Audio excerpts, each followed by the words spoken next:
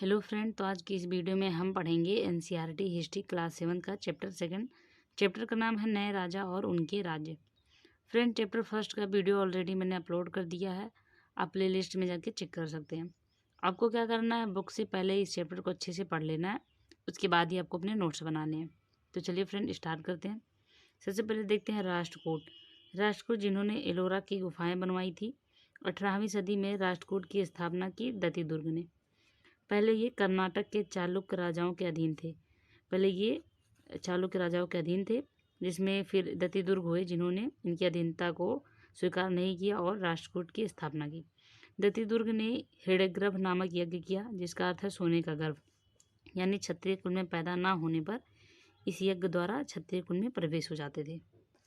फिर राजतरंगिणी, 12वीं शताब्दी में इसकी रचना हुई। यह एक बृहद संस्कृत काव्य है जिसे कल्हड़ ने लिखा। राजतरंगिणी की विशेषता है, इसमें राजाओं की प्रशंसा के साथ साथ उनकी कमियां भी लिखी हैं। फ्रेंड, ज़्यादातर रचनाएं जो होती थी उसमें राजा की प्रशंसा ही लिखी जाती थी, पर ये राजतरंगिणी पहला ऐसा काव्य था जिसमें इनकी कमियां लिखी गई हैं। फिर आता है त्रिपक्षीय संघर्ष, जो गंगा घाटी में हुआ कन्नौज नगर के लिए। इसमें गुर्जर, प्रतिहार, राष्ट्रकूट, पाल वंश सदियों तक युद्ध करते रहे। इसमें 3 वंश के राजा युद्ध करते रहे, इसलिए इसको त्रिपक्षीय संघर्ष कहते हैं। फिर आता है महमूद गजनवी, जो अफगानिस्तान का गजनी सुल्तान था। 1997 से लेकर 1030 तक शासन किया। फिर अल बेरूनी नामक विद्वान, जो अरबी में भारत के बारे में किताब लिखी, जिसका नाम है किताब अल हिंद। ये इम्पोर्टेंट है, इन्होंने भारत के बारे में किताब लिखी थी। फिर आता है नागभट्ट, जिसमें गुर्जर प्रतिहार राजवंश का राजा था ये। और इस नागभट्ट के बारे में संस्कृत ग्वालियर, जो मध्य प्रदेश में है, में पाई गई प्रशस्ति से पता चलता है। पिछले चैप्टर में हमने पढ़ा था, प्रशस्ति मतलब होता है प्रशंसा। नागभट्ट ने जिन जिन शासकों को हराया और उनके क्षेत्र को अपने साम्राज्य में मिलाया, उनका नाम देखते हैं यहाँ पे। आंध्र, सौंधव यानी सिंध, विदर्भ यानी महाराष्ट्र का एक हिस्सा, कलिंग उड़ीसा, बंग यानी बंगाल का हिस्सा, अनंत यानी गुजरात, मालवा मध्य प्रदेश का हिस्सा, किरात वनवासी, तुरुस्क यानी तुर्क, मत्स्य उत्तर प्रदेश के राज्य थे। फिर देखते हैं चाहमान में सबसे प्रसिद्ध राजा पृथ्वीराज तृतीय यानी पृथ्वीराज चौहान हुए, जिन्होंने 1167 से 1192 तक शासन किया। तराइन का युद्ध मोहम्मद गौरी अफगान शासक थे तथा पृथ्वीराज चौहान के बीच में हुआ। तराइन के 2 युद्ध हुए, पहला 1191 में, जिसमें पृथ्वीराज चौहान विजय हुए, दूसरा 1192 जिसमें मोहम्मद गौरी विजय हुए।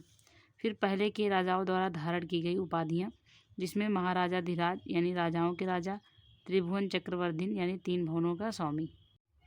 फिर है चोल राजा, उर्रयूर से तंजावुर तक। चोल मूर्ति निर्माण के लिए प्रसिद्ध हैं।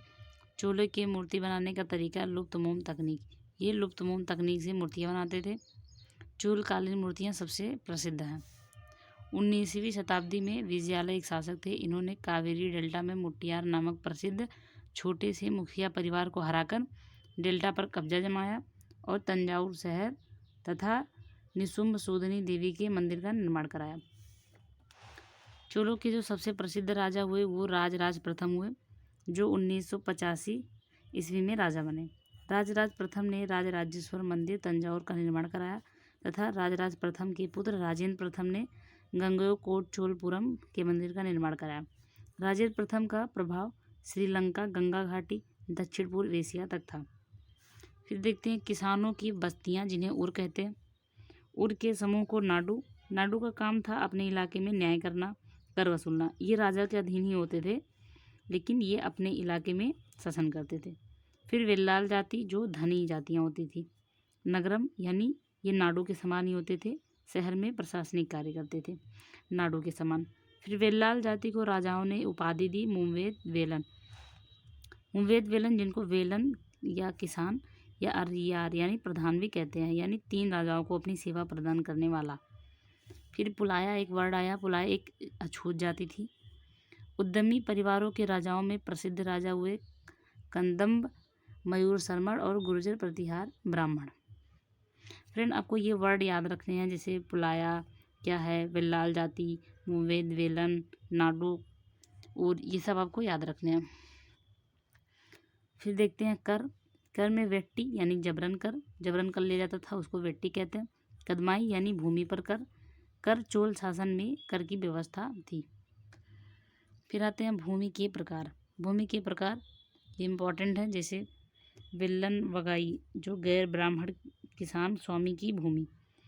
फिर ब्रह्मदेय ब्राह्मणों को उपहार में दी गई भूमि। शाला भोग किसी विद्यालय के रखरखाव के लिए भूमि। जो विद्यालय होते थे वो अपनी व्यवस्था चलाने के लिए जिन जगहों से यानी जिन इलाकों से कर वसूलते थे उन्हें शाला भोग कहते हैं। फिर देवदान यानी तिरुनमट्टकनी मंदिर को उपहार में दी गई भूमि। पल्ली चंदम जैन स्थानों को दान दी गई भूमि। फिर आता है तमिलनाडु के चिंगलपुर जिले के उत्तर मेरू से प्राप्त अभिलेख में वर्णन है। कहाँ पे? उत्तर मेरू से। तमिलनाडु के उत्तर मेरू से प्राप्त अभिलेख में वर्णन है कि ब्राह्मणों की सभा का संगठन कैसा होता था। सभा के सदस्यों का चुनाव लॉटरी पद्धति से होता था, यानी बहुत सारी पर्चियाँ डाली जाती थी और उसमें से कोई एक बच्चा आता था और एक पर्ची को उठाता था, फिर वही लोग सदस्य बनते थे। फ्रेंड्स चैप्टर थोड़ा लॉन्ग था, अब मैं आपको पूरा नोट्स दिखा देती हूँ। आपको क्या करना है, वीडियो को पॉज कर लेना है, उसके बाद अपने नोट्स बनाने हैं।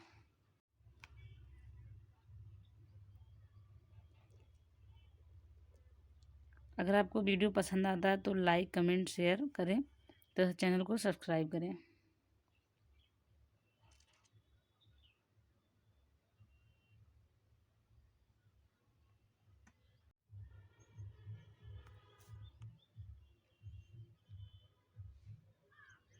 फ्रेंड्स अगर आपको मेरे वीडियो अच्छे लगते हैं तो आप चैनल को सब्सक्राइब करें, वीडियो को लाइक करें और कमेंट करें।